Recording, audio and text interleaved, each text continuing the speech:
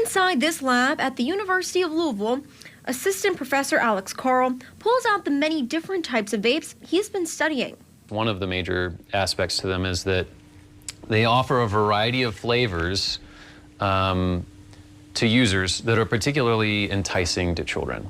In 2022, U of L received a $3.6 million grant from the National Institutes of Health and the FDA to study how these different flavoring chemicals impact the body, specifically the heart. As well as determining how the flavors themselves change the way the brain regulates the heart.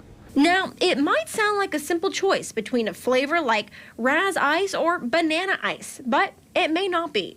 Something like that is going to have upwards of 15 to 30 different flavorant chemicals within it. If the flavor has the term ice in the name, it may have a cooling agent.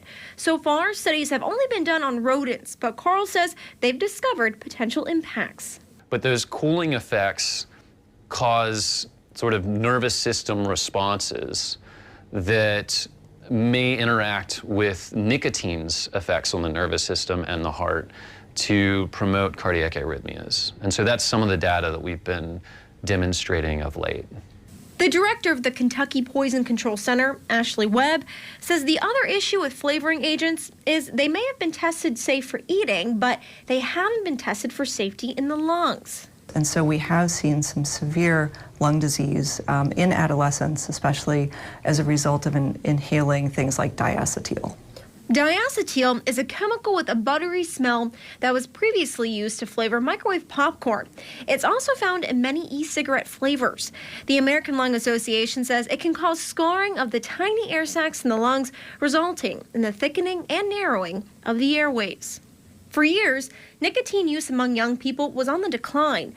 That all changed with vaping. And seeing an increase in vaping in adolescents is very concerning because this is a problem that's on the rise and not going away. Vape juices usually include nicotine too. In the past decade, nicotine salts emerged. It's a type of e-liquid typically found in pod-style e-cigarettes, which can provide a higher amount of nicotine. So that makes them much more addictive and satisfying. There's still a lot that's unknown because of the constant changing market of e-cigarette products.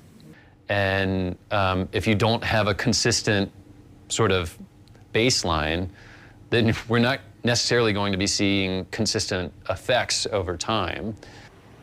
The U of L study is funded through 2027, and they have plans to apply for additional funds for future projects digging into e-cigarettes. In part 2 of this investigation, we take you into what the hospitals are seeing.